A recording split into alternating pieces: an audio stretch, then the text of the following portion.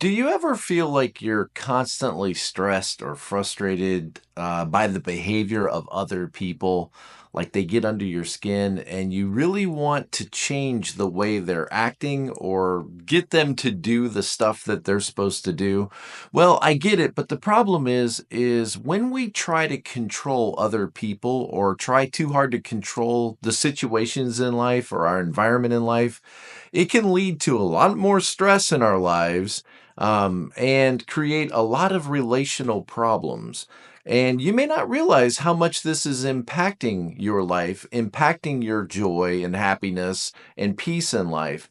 That feels like I need to get in there and make things work out the right way and go toward the right destination. But often what happens is you can end up isolating yourself away from the very people that you love and end up very frustrated and irritated all the time. You may very easily be falling into a trap of trying to control too many things in life and trying to control people in your life. And this may be causing a lot more harm than you realize. So today in this video, we're going to be talking about the surprising truth, how learning to let go of this need to control can actually bring more control into your life.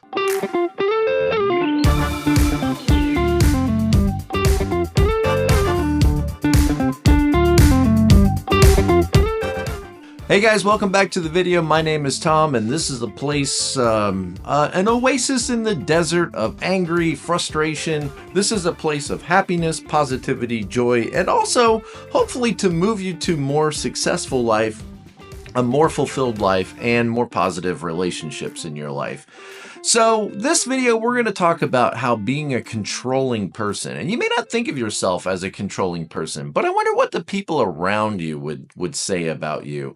You know, we all have moments where we want things to go our way. I get it. We want things to work out in a certain order that feels right to us. And we want to feel secure. We want to feel organized. We want to feel like there's structure in place and that we know what's coming next. And this desire could sometimes cause us to manipulate the environment and the people around us in such a way that could feel very controlling to our friends, family, and coworkers.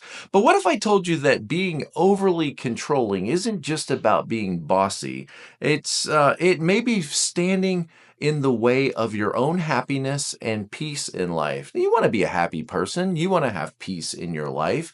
And you might not realize that this controlling mindset could be one of the things that's robbing you from having that happiness, joy, and peace in your life. Being controlling isn't just about bossing people around and telling people what to do. It could look like that, but it's about constantly trying to manage everything.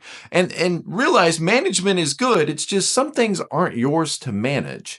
And you may not realize always where those boundary lines are. Manipulating other people and manipulating the environment to work out toward the end you want to fit into a very specific mold could really isolate you from the people in your life that you're trying to make connections with. You say, but Tom, I don't care. I need to get results. Okay, you're getting them, but maybe all of the results are not so positive. Maybe there's some results that are happening to you in the process that are beginning to wear you down.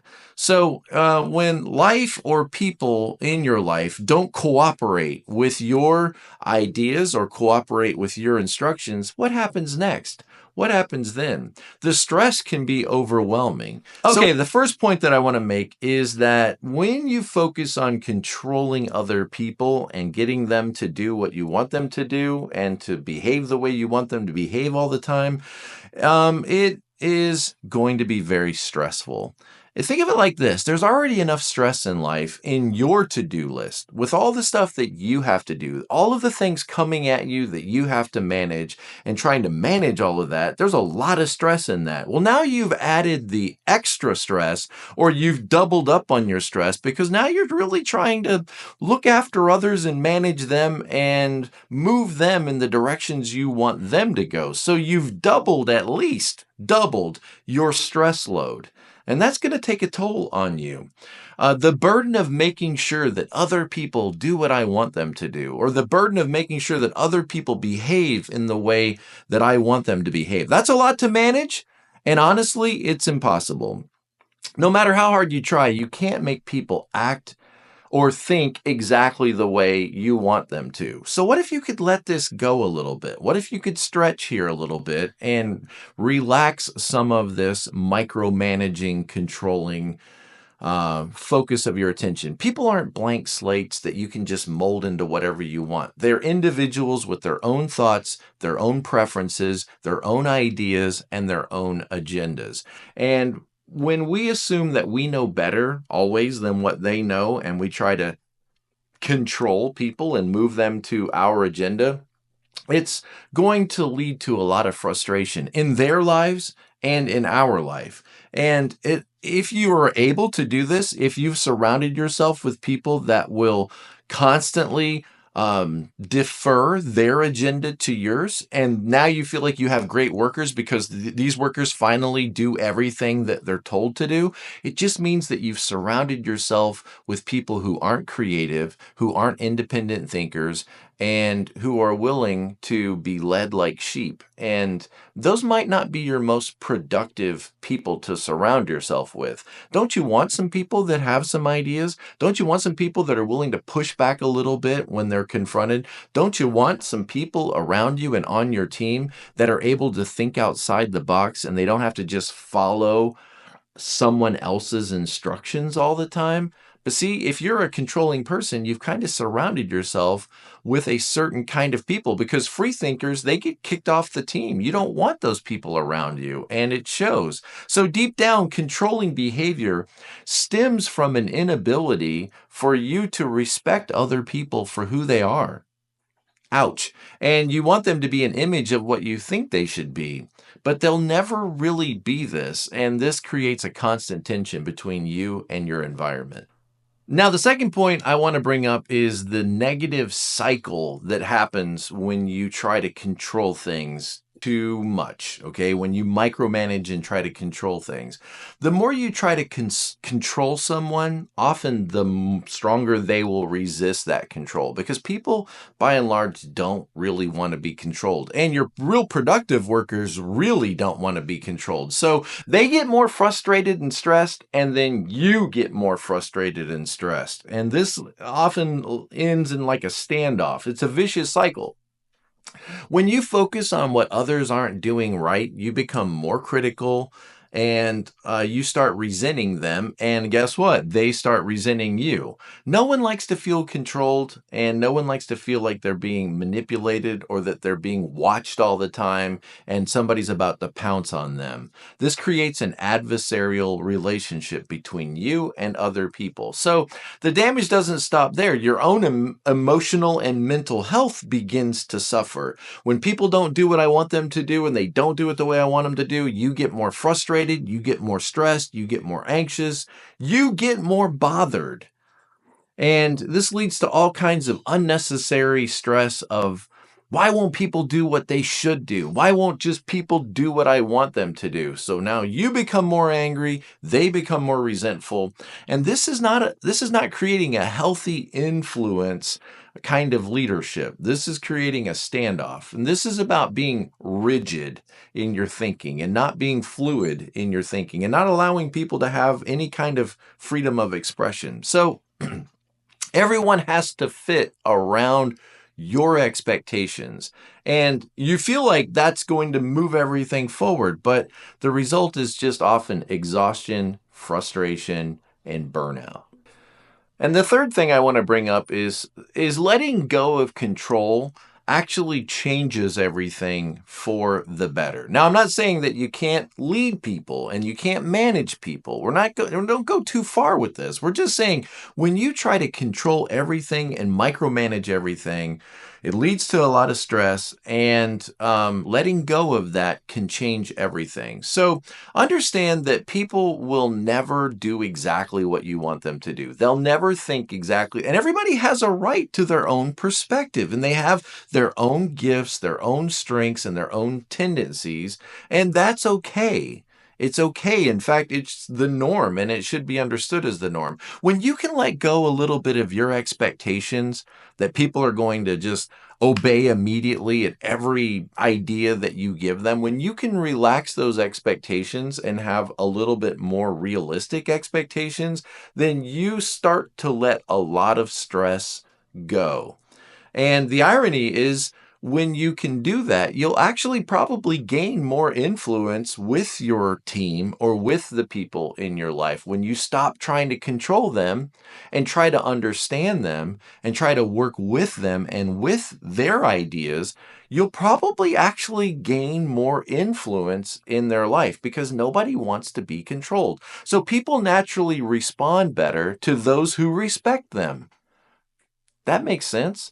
And when you become less controlling, people are more inclined to help you, to contribute, to try to understand what you're working for, and then to see how they can help you get what you want. So people tend to want to support your success more when they feel supported by you. So you start building a healthier, more genuine environment and a healthier, more genuine relationship with other people instead of just always looking down on them and criticizing them for what they're not doing right or trying to judge them for being somebody that they're not. So releasing this need for control can really reduce a lot of stress in your life, in their life, and make your work environment a whole lot more positive and pleasant to work in. You'll start experiencing more peace in your own life, and as well as within your relationships. You'll also find you have more mental energy and more emotional energy to truly focus on the things that matter now that you've let go of some of the things that don't. Okay, so what are we saying in this video? What we're saying is imagine what your life could look like and imagine what your work environment or your family, how it might improve if you weren't constantly trying to micromanage everything and every outcome and everyone else's behavior.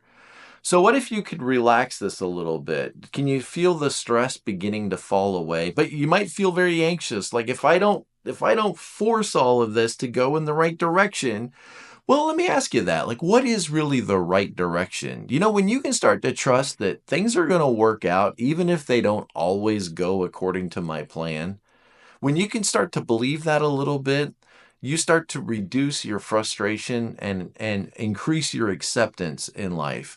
So when you can just allow other people to be who they are without feeling anxious and irritated by who they are, you're able to show up a lot more positively to those relationships. Letting go of control, you open yourself up, or at least letting go of some of this control, you open yourself up to a lot more peace and a lot more understanding and a lot more joy in your life. And the more you release your need to micromanage everything and control people, the more you're going to see people naturally gravitating toward you. And the more they'll see you like a leader and less like a micromanager.